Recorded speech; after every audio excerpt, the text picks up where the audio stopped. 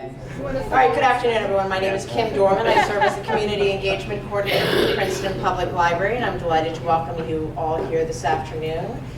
Before we get started, I wanted to share some housekeeping notes. This room is TCOIL enabled, so if you have a TCOIL enabled hearing device, you can turn that on at this time. If you'd like to test out the system, we have some headphones at the back that you can try on at the back table with all the Sustainable Princeton documents. We ask that everybody who is speaking speak in the microphone, so all of our speakers will be using microphones, and when it comes to a Q&A portion of the event, we'll ask that you wait for a microphone to be brought to you so that it's easier for everyone to hear.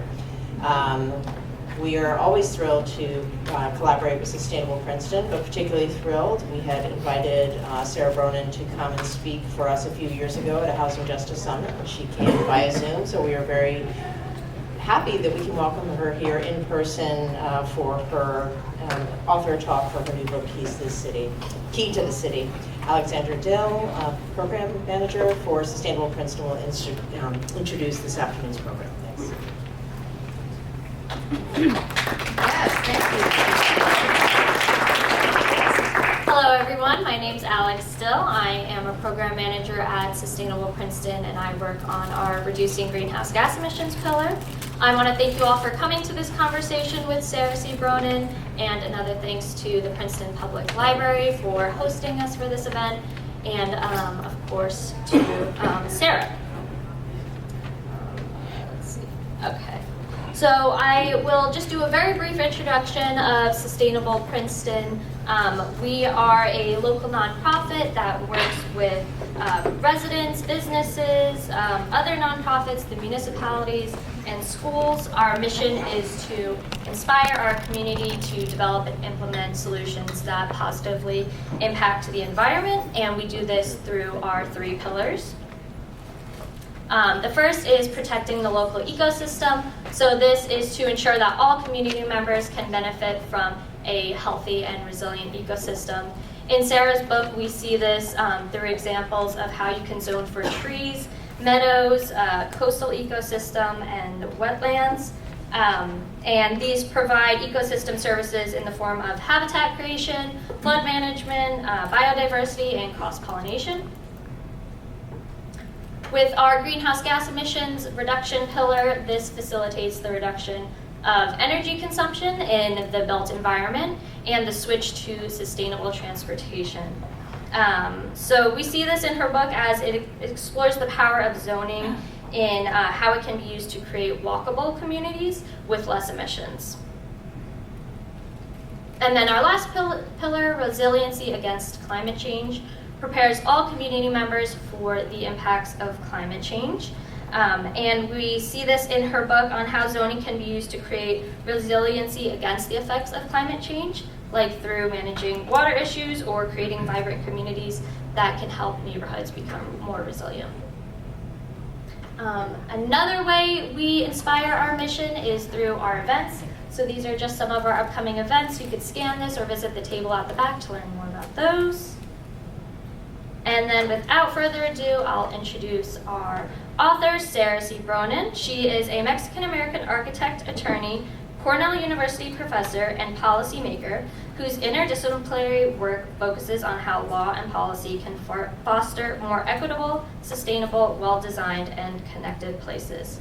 She's the author of Key to the City, How Zoning Shapes Our World, and we'd like to welcome her up.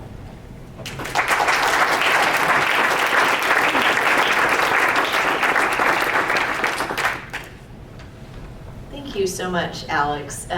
So I've really enjoyed corresponding with this group, and especially Alex, who is, I think, part of our next generation of zoning and planning and land use leaders. So thank you for all you do for Princeton, as well as all of the hosts of this event. Can we get my face off of there? I'm like, what do I do? Is there another slide? Okay, there you go. These guys are there. Because I'm looking, I have it right here on my face. So thank you to Sustainable Princeton. Thank you to the Princeton Public Library and Kim for hosting. And I know we'll have a great conversation with Christine in a little bit. I also want to thank, by the way, Labyrinth for being here today. They have such a great store. I did not investigate the zoning for the bookstore. We did talk a little bit about CBD zoning, though, in some other conversations that have Central Business District zoning. But always important to patronize local businesses, and you have a great store. So thank you for doing this today, and for allowing me to stop in and say hi earlier. All right, so with that, I think I'm here to talk just a little bit about my book and where it came from, maybe, and I'll just spend maybe 5 minutes talking about this and some of the connections, particularly with the sustainability component. So Alex previewed this a little bit. So just by way of background, so I'm a professor at Cornell University. I focus on, as you just heard, on land use rules, and chairing the City of Hartford's Planning and Zoning Commission, I think, gave me a lot of insights into how zoning works on the ground, how you change zoning, and some of the important things that we see across jurisdictions in this country, outdated, perhaps, zoning principles. My project, the National Zoning Atlas 2, has given me lots of insights. We have not done a single place in New Jersey yet. We're hoping to at some point get to Princeton. But in the 5,000 or so communities that we have put online, that's at zoningatlas.org, we've seen patterns of development that are, I think, outdated and problematic from an environmental standpoint. And so I'll just talk about a few things that I focus on in the book, and maybe some a little bit other side editorializing as well. So in general, zoning across this country happens, as you know, at the local level. The vast majority of zoning requires single-family housing on large lots. For many years, people justified large lot zoning, so let's say an acre of land per house, on the basis that this was good for the environment. So they said, well, look, you have light and air, you have all this open space, like that must be good for the environment.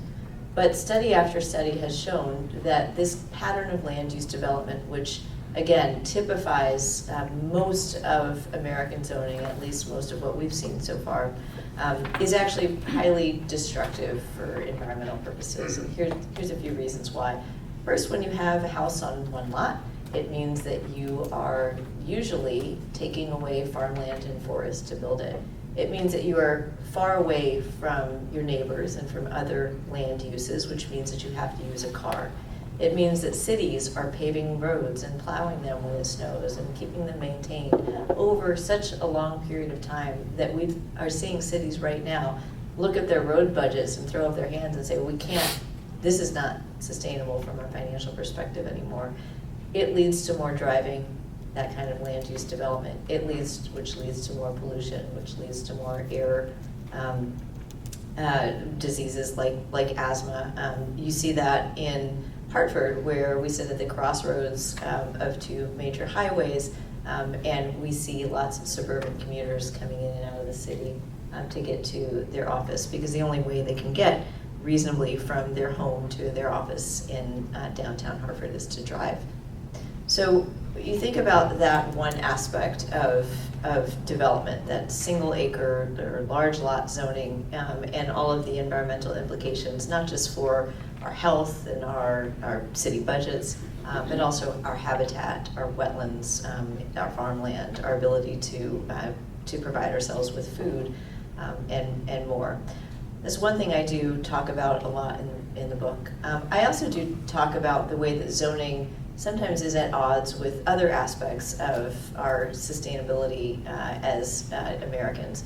So using the examples of Tucson and Scottsdale, for example, and looking at how those two cities manage water, and you might think, well, in Princeton, we have plenty of water, right? And we're not living out in the desert. But the equivalents here are, of course, you have watersheds that you want to keep healthy.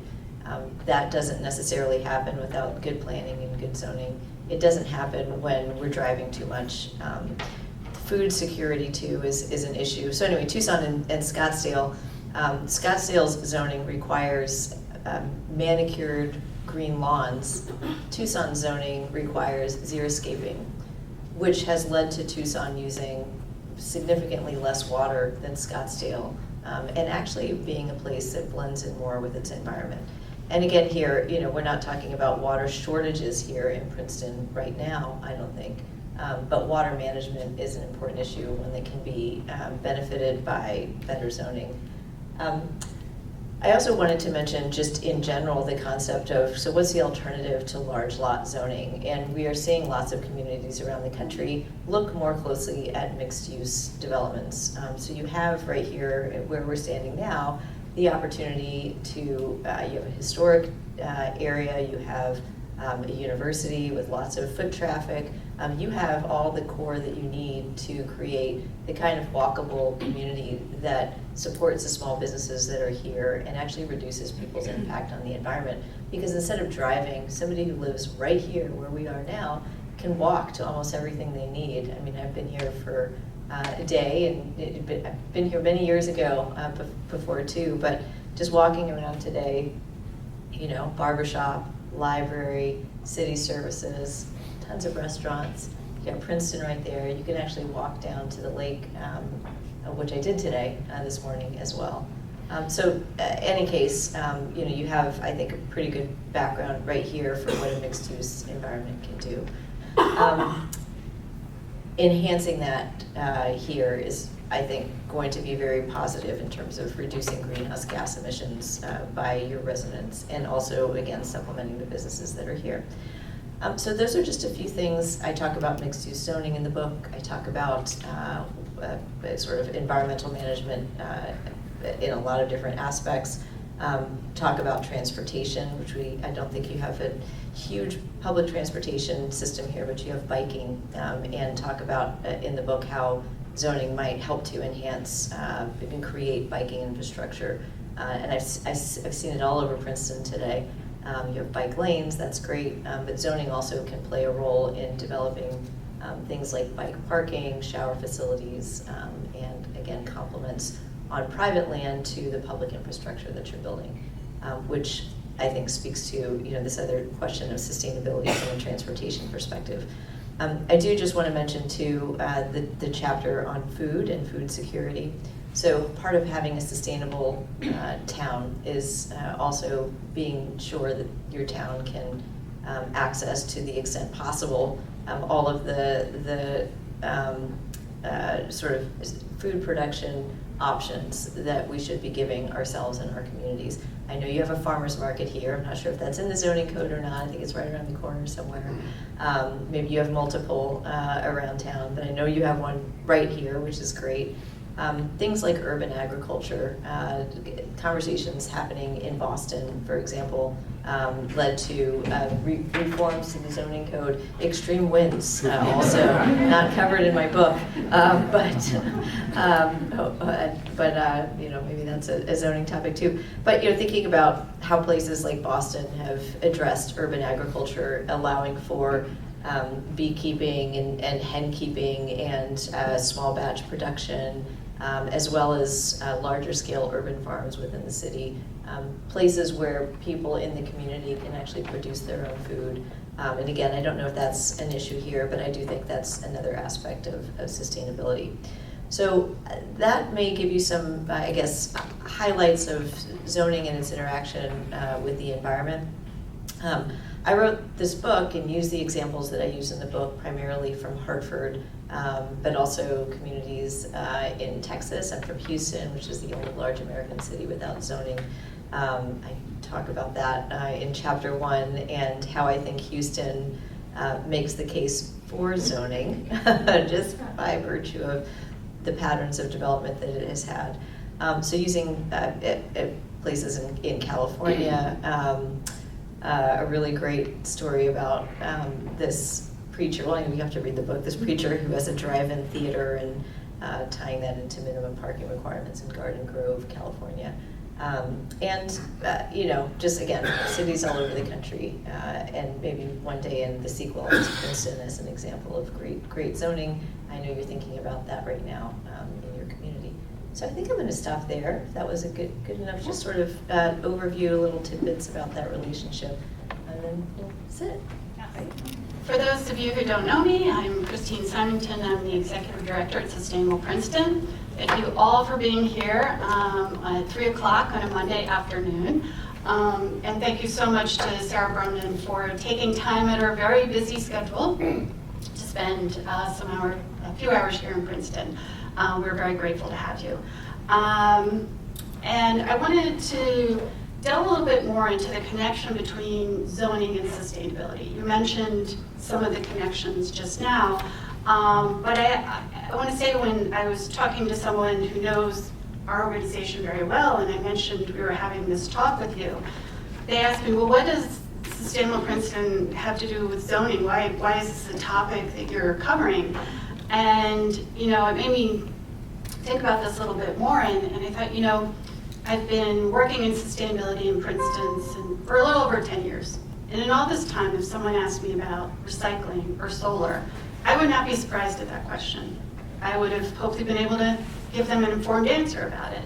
But it's only until recently has there been this awareness in the environmental movement, in the sustainability advocates and climate change advocates about how zoning really is connected to that. Is that just something, is that like the phenomenon where you start paying attention to something, you become aware of something, you start seeing it all the time? Or is this a fairly new thing where environmental advocates really are paying attention to how important zoning is? Well, I actually think Sustainable Princeton is in the lead for taking an interest in this issue. Far more often, I've seen in the environmental community not realize how important zoning is. And I'll use Connecticut as an example. So when I stepped down from, and so, maybe I should have said this at the beginning, but I think you probably know, zoning controls almost everything that gets built in this country. And so it is hugely consequential, but nobody really understands how it works or what consequences it has, because we really haven't developed this public conversation about zoning. And that's one of the reasons why I think I wrote this book, because I tried to do that in Hartford. After I stepped down from the Hartford Planning and Zoning Commission, I started a statewide effort to try to reform our state laws. And so just like New Jersey, Connecticut has state laws that tell local governments how they can build. And those state laws in Connecticut and in most states around the country are pretty outdated. And they have a very,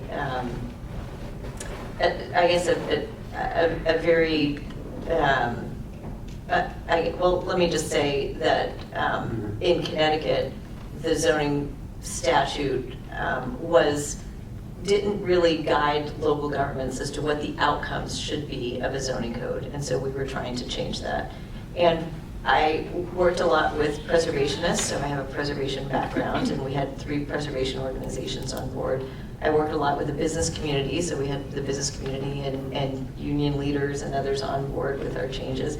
And it took me the most time to get the Sierra Clubs, the Save the Sounds, the other organizations to understand that what we were trying to do, particularly when it came to housing and looking at housing near transit nodes and looking at housing in developed main streets and developing proposals based on that, was essentially an environmental goal. It was an part of the environmental movement. I think for a lot of environmentalists, conservation is a top priority, and thinking about conserved lands and raising money for lands that then can then be protected is one of the top priorities. Developing sort of environmental stewardship in the community, so recycling and so on. But the zoning links, I think, are not necessarily clear. But then when you showed the data from the Connecticut Zoning Atlas, which documented how all of Connecticut zoned, overlying that with the degradation and the loss of farmland, the loss of forest land, that really helped start to click in that conversation. And what we realized in Connecticut was that without somebody really showing, okay, here's how it worked in this town, here's how it worked in the other town, here's how large lot zoning has led to all of this other thing, all of these other consequences, because we are constraining development on our main streets and in around our historic districts and around our transit nodes, we are then forcing people to sprawl outward. And that sprawl has huge consequences. So I think that, again, Sustainable Princeton is, because you're thinking about this in such, depth, you are among the leaders in the environmental community nationally, because not every environmental group has made that link. And I'm hoping to try to make that link a little bit more clear with the book. Well, thank you.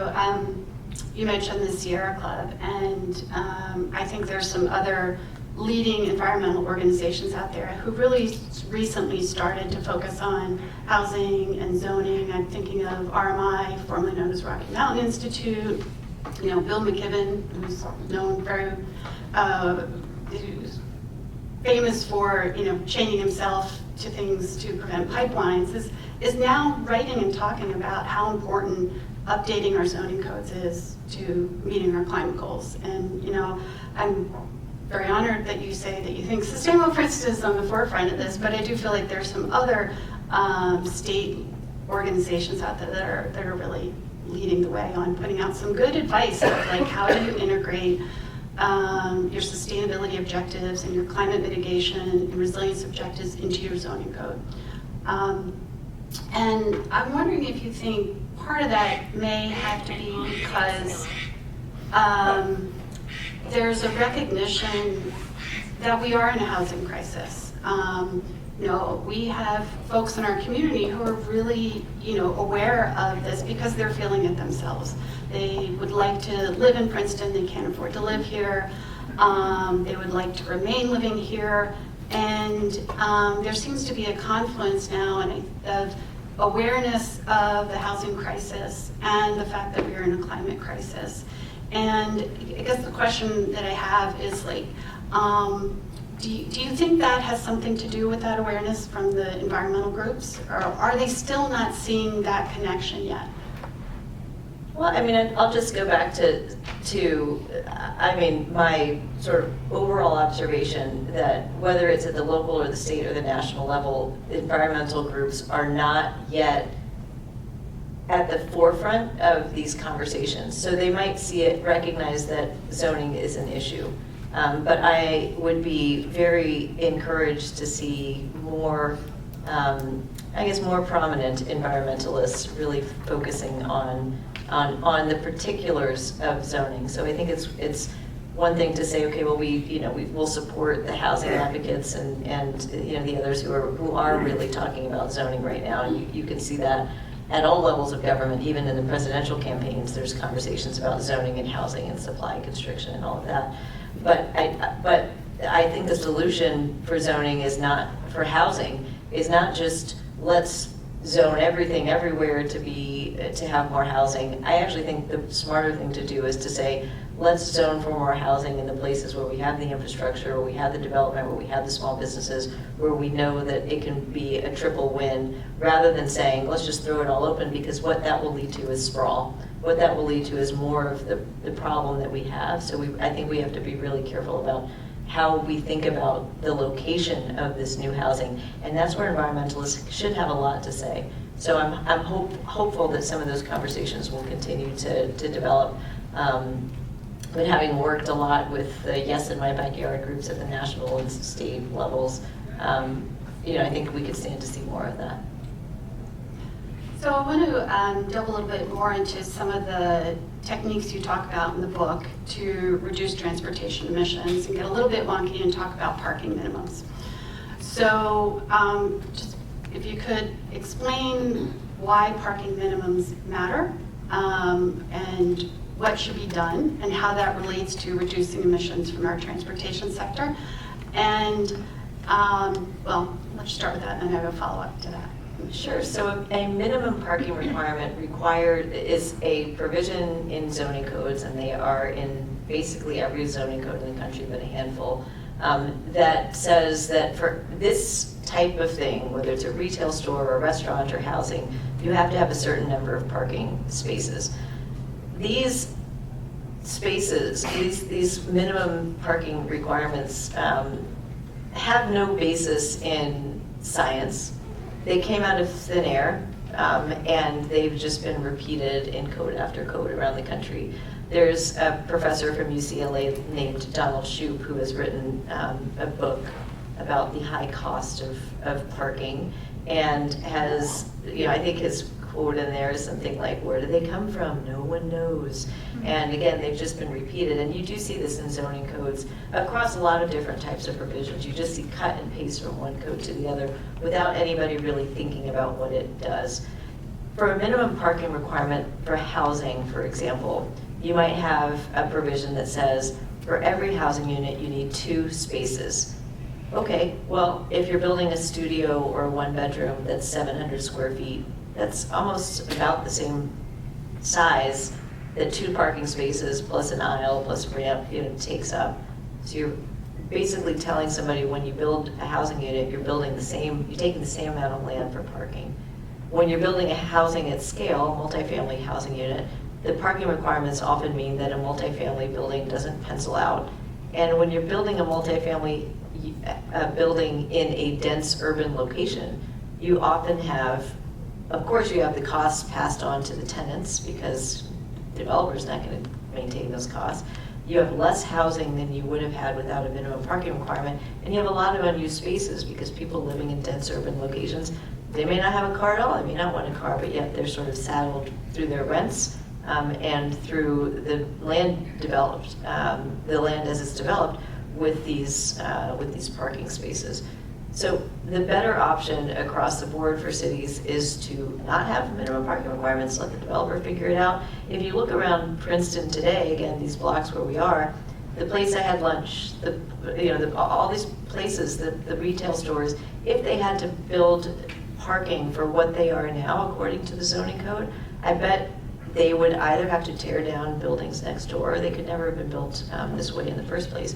So if you had a Princeton that enforced minimum parking requirements on these small businesses, you would have a Princeton that is downtown, surface parking lot, building, surface parking lot, building, and that would be just absolutely terrible. It would not have this charming feel that you have when you're walking around by Labyrinth and all these other places. It would just be filled with curb cuts and cars. So the question that I ask in the book is, are we mandating through our zoning code cities that we want to live in, or are we not? And I think the minimum parking requirement is something that's so easy to get rid of. Nobody misses them in the cities that they've been eliminated in. Hartford was the first city to eliminate them for every use citywide, and nobody has missed the minimum parking requirement. We have plenty of parking, and frankly, that's what we should. The surface parking lots that we have all over our downtown, which used to be buildings, which we destroyed, and all of the embodied energy in those buildings, so that we could have surface parking lots. It makes downtown a place that I hope will be improved with the new zoning code. So the recommendation there is to eliminate parking minimums. There's no need for There's them. no need for them. But People will build, developers will build parking if they feel like they need parking. And if there's spillover effects on, let's say, a surrounding residential neighborhood, because I've seen on the parking signs, how to regulate a street. You can issue parking permits, you can put up signs, you can say residents only, and so on. So, communities that have eliminated them have figured this out. And Buffalo, all of these places have eliminated. tourist towns like Princeton, in towns that are, not cities, but actually towns have done this, and it works. And I think there's this misperception that, that doesn't mean people are not going to need cars anymore, right? People are still going to have a car. They may still need to come downtown and park. But eliminating parking minimums doesn't assume that people aren't going to need a car anymore, right? There's this sort of assumption, I think, that say, well, if you get rid of parking minimums, people won't come to your downtown. And you're saying that just doesn't prove to be true, right? You have a municipal garage right here. Build a few municipal garages that are surrounded, that are covered by other stuff. And that's where people can park. Yeah. So another thing you mentioned in your book, and this is a little wonky too, you talk about form-based codes. So the town's recently adopted master plan makes recommendations about adopting form-based codes. How do they help? And describe a little bit what they are, and how can they be a very useful tool? So zoning has been around for 100 years, and its main function has often been to separate land uses from each other, to say, okay, industrial versus residential versus commercial. Increasingly, let's say over the last 20 years, zoning codes have been rewritten to allow for guidelines on the way the buildings have been developed. And so people have called these form-based codes. Sometimes those form-based codes come with a reduction in restrictions on uses, so they'll allow more uses as long as you get the buildings that people want to see. So let's say here, your land development patterns here are 2 to 3 story buildings that are built up to the sidewalks that are that have front doors on the front. A lot of them have flat roofs, some of them have slope roofs. You could do both. You have windows on the front. You have storefront windows on the first floor that occupy like 75% of the first floor facade. All of those things could be written into rules for the central business district, and you could get the kinds of buildings that you have here when somebody decides to fill in a vacant lot or to renovate a building that already exists. And you could have that kind of development that's set out in a zoning code. So you could have, let's say, a central business district building type. When you get out towards, I don't think Princeton is subject to your zoning code, but you can imagine the collegiate Gothic building type, right? You see that all over the Princeton campus, or institutional building types that again, you see that have more space around them, that have 4 different facades and have a certain level of architectural detail. The reason I'm a fan of form-based codes is because they set out in advance what a community should expect to see in a particular neighborhood. And that enables staff to take a greater role in approving and reviewing applications for building development. So it should not be, strong communities don't grow with piecemeal applications for buildings because you just get all kinds of opinions at a public hearing that aren't necessarily grounded in the scale and function of a neighborhood. And I do think that that planners have some expertise that we should be building from, and that's where planners who can help write in a form-based code and then can help administer that code actually give greater rationality and order to a neighborhood than some of the things that we're seeing. So for example, you might have, I haven't sort of studied Princeton's code, but you might have, let's say in downtowns, you might have a common provision that says, well, you can have a retail store. Well, that doesn't mean anything. You might get a CVS, you might get a 1-story CVS, you might get a 5-story department store. It depends on how your zoning code is written. But if you say retail store that has the same street frontage as the other retail that's already there, that's between 2 and 3 stories, you'll get something that again matches the surrounding environment. So you can couple that use allowance with a form that the community might want to see. And again, that allows a little bit more flexibility as to what happens on the inside of the buildings. It could be residential upstairs, for example. Yeah. So you have a depth of expertise working, you were on the Historic Preservation Commission at Hartford, you were planning and zoning board, you are an architect, you are involved with Desegregate Connecticut, which advocates for removing exclusionary zoning rules. What is your advice, or what experience can Princeton draw from your experience of getting all of those groups sort of working cohesively, working towards common goals? Are there any keys to success on how to get those groups to work more in concert and more constructively together?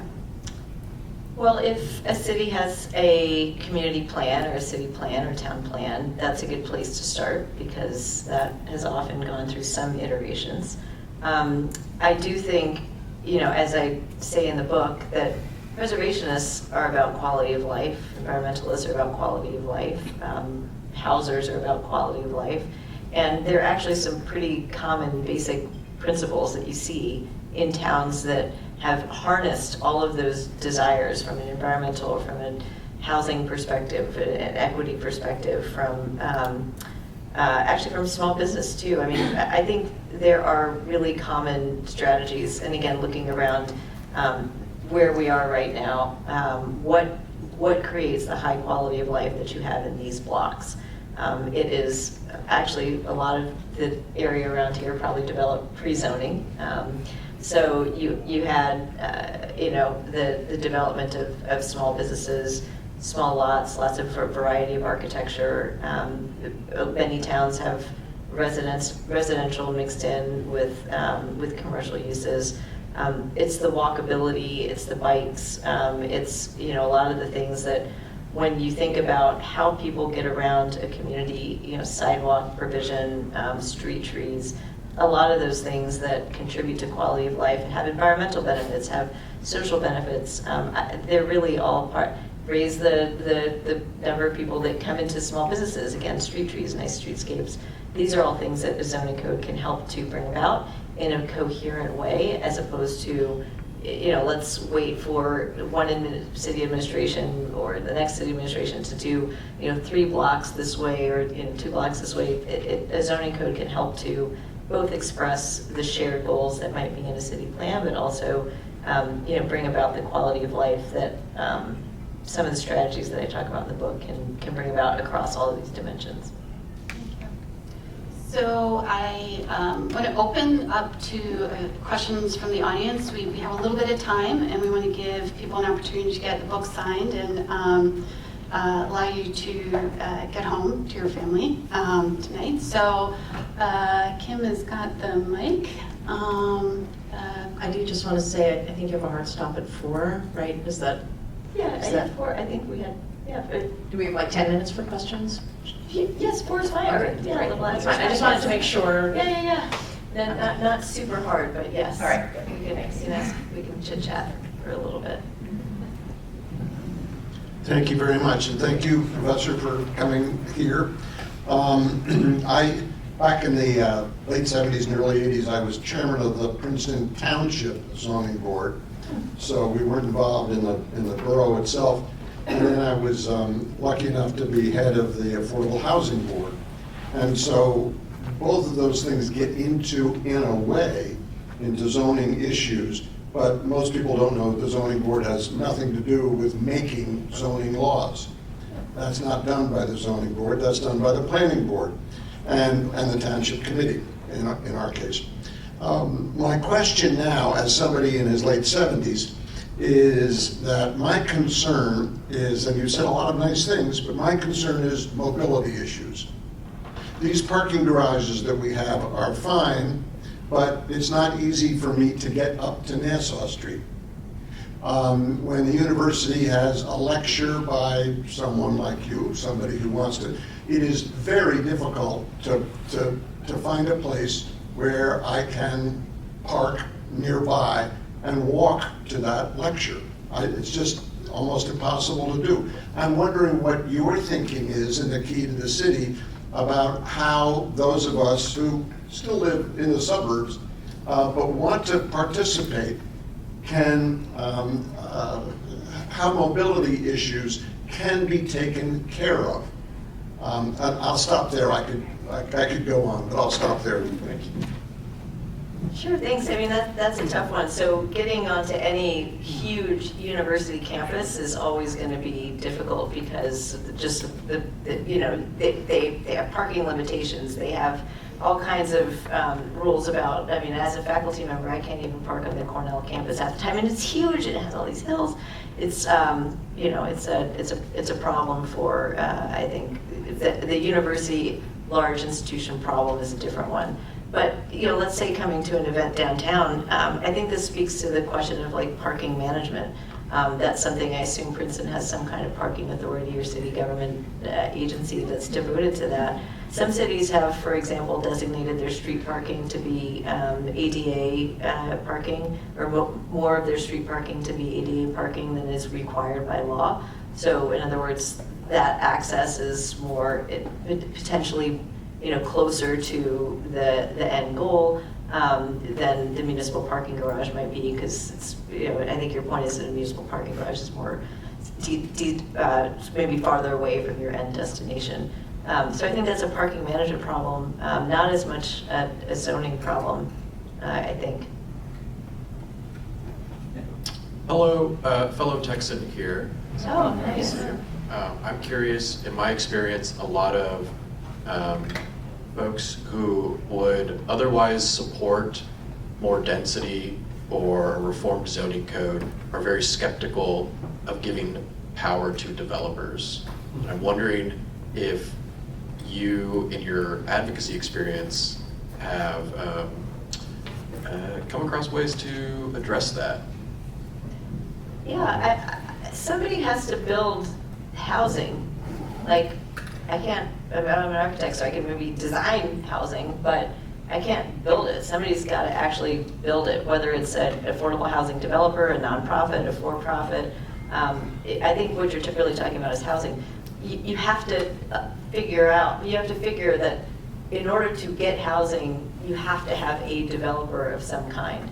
You can't, through zoning, say only nonprofit developers. I mean, I guess you could, actually some zoning codes do say only the city's housing authority can build on this lot. That's actually terrible, because what it does is, when you have a housing authority board that's controlled by people who don't want new housing to be built, or who have very particular standards as to how and where housing can be built, then the housing does not get built potentially in the places where it's needed. Having the identity of a developer laid out in the zoning code, I think, is a bad plan unless you don't want housing. Again, for me, none of my organizations, whether it's the statewide groups, Segregate Connecticut, or others, have gotten funding from developers.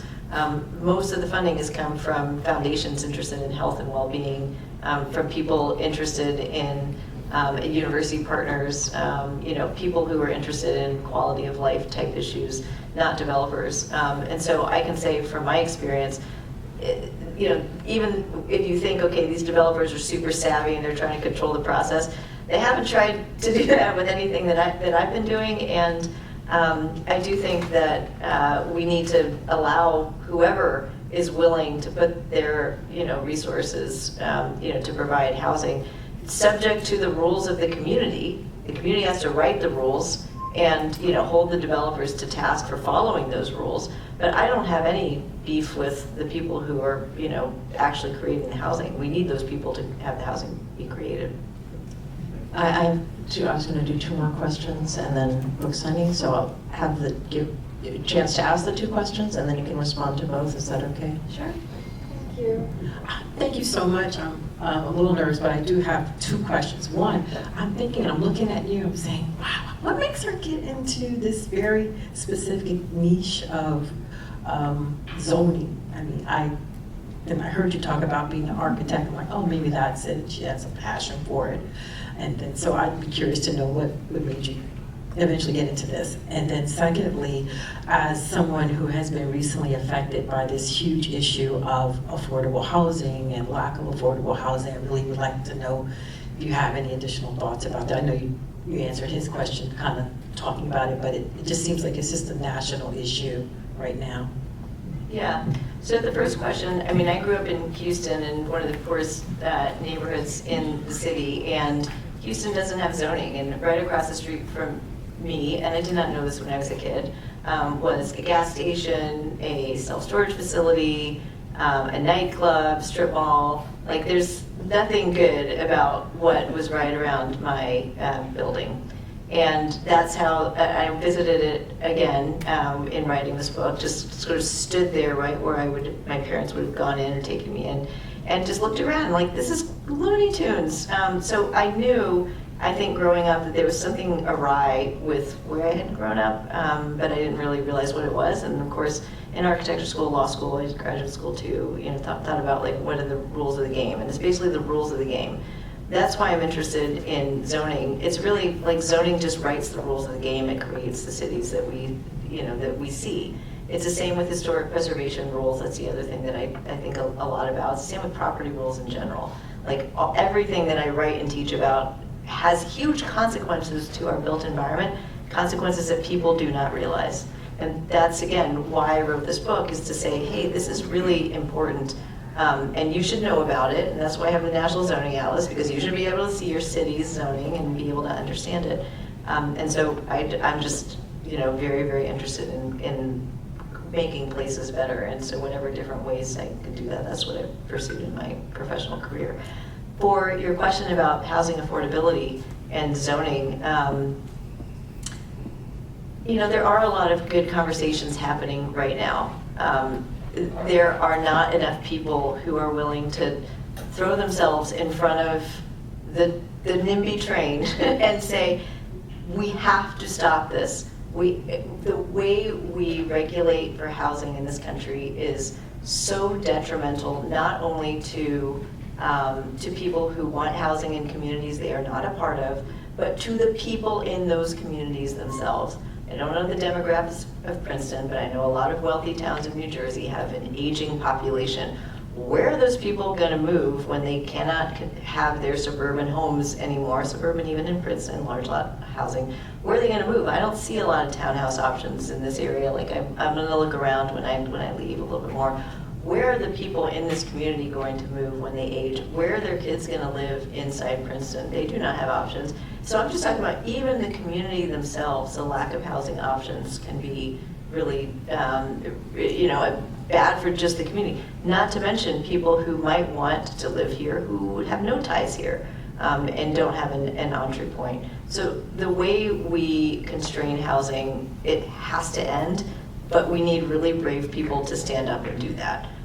So if any of you brave people are in this room and have not shown yourself at zoning meetings and discussions, now's the time to do that. The thing that we found with Desegregate Connecticut is that there's power in numbers. There's also power in telling the story of all of those people who are not represented at many public hearings. The people who show up at public hearings and the people who populate land use boards around the country are whiter, wealthier, male homeowners. That's Catherine Einstein's research. You can go check it out. She wrote a big book about it. And that's who controls land use in this country.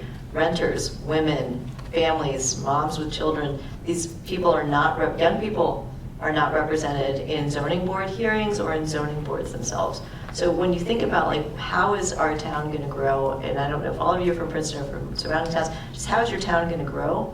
You need all of those voices in order to have like a truly sustainable place.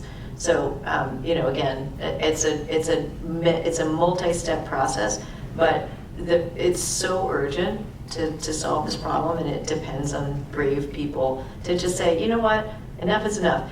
I'm just going to like vote for new zoning in this town. I'm going to help people to get elected to do that because even just my own selfish desire is to have housing when I get older. My own selfish desire is to have my kids. It's just selfish. Like if people just started acting in their own self-interest, we would actually get a little bit more housing.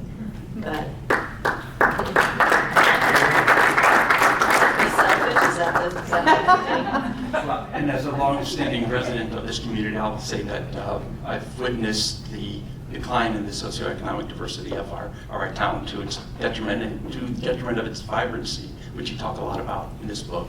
And we hope to try to resurrect that or provide some sort of historical restoration in that sense. My question to you, first of all, I just wanted to thank you for writing this book. I'll ask you to sign my heavily annotated and dog-eared copy. I love the dimensionality of your background, the legal background, the architectural background, and the juxtaposition of those two, as well as the fact that not just as an academic, but you have also practiced, in a sense, right, with Hartford. My question to you is, from your vantage point, as someone who has witnessed and has studied the typical conflicts or the troubles with zoning and the lack of coherence sometimes, what advice could you provide? Or I'm going to draw from Atul Gawande's checklist manifesto. Is there scope for someone in your position, or perhaps a graduate student, or some foundational work that you're doing, to provide something of a checklist that demonstrates these are sort of the typical the problems you want to address? Environment, for example. These are some of the key things to consider as a simple checklist. I might suggest that perhaps for the paperback or an addendum to your book, or perhaps another edition. But is there scope for something like that? Is it possible to simplify? And to some extent, these are some key points. This is the narrative, sort of then following up with a checklist. Oh, thank you. Yeah, I mean, so I do think that there are different types of communities. So there are the large central cities, there are the towns of this size. I would put Ithaca probably in the same kind of category as Princeton, right? There are the really small towns, the rural areas. I have a couple of examples from very small towns in the book as well. Like Sandpoint, Iowa eliminated minimum parking. I think it has a population of 3,000 people. I think the best zoning provisions are the ones that you can get passed in your community. Those are as you think about reforms, what can you do in, small rural town? Like what would really make a difference there? Is it eliminating commercial agriculture feeding operations if you're not preempted from state law? Is it, dealing with a small town Main Street? For a city or a town this size, what are the key things? I mean, I would say some of the things that we've talked about, over the course of this conversation. For a central city, the issue of a large central, large city, things might be a little bit different. For those cities, I would say that, and maybe even for Princeton, but the zoning code that we have in Hartford, it's 200 and something pages. It's actually short for a city of its size, 125,000 people, not much bigger. But it does have a downtown with skyscrapers and so on. But for cities in that bracket, I think the Hartford Code presents a pretty good model for all the different parts that you want to see. There's a chapter on streets. There's a chapter on trees. There's a chapter on uses. There's a chapter on the forms. So it kind of goes through and addresses some of the points that I've made, and I think it's a good model. I'm a fan of cut and paste, but only cut and paste for some of these more modern principles. We are also finding through the National Zoning Atlas what is now. So I would encourage anybody who's interested in seeing zoning data at scale to check out that resource, because it will be very alarming to see some of the trends that you see across jurisdictions. So just using Connecticut as an example, a state not unlike New Jersey has about 180-something zoning jurisdictions. And we read every zoning code, 32,000 pages. We put every regulation up on the map, every district, and we found that across the state, 91% allows for single-family zoning, 2% allows for multifamily apartments as of right. So 2% and 91%, that's going to be pretty similar to what I think New Jersey's going to show. So what does that say about, going back to the question about housing affordability? We know how bad it is now, so it's like, okay, Connecticut, can you get to 4%? Can you double it? Can you get to 10%? And I think that's going to be, the conversation has to happen at the local level, also at the statewide level. I'll just give you one more example. Denver, a place which I think prides itself on being environmentally sustainable. Our zoning data there shows that 96% of the Denver metro area has a 2-acre minimum lot size for each housing unit. 2 acres is like the size of a football field. We wouldn't have known that unless we went through 53 zoning codes and kind of mapped that. So I guess part of what I'm trying to say in answering your question is that the baseline right now is so bad. It's like get some stuff in the works. And in some cases, I think communities really benefit from a whole overhaul of their zoning code, because like we found in Hartford, it was just so bad, so outdated across so many dimensions, that the only way to fix it was just throwing it in the trash and starting over, and then saying, what are the key principles that we want to use to organize our city? And I think as cities do that, hopefully more and more, they have that sort of courage to take that step. They'll find, actually, the process is simpler, the way the city is organized is simpler, and benefits can come both to accessibility and the environment and all the things I think you value here.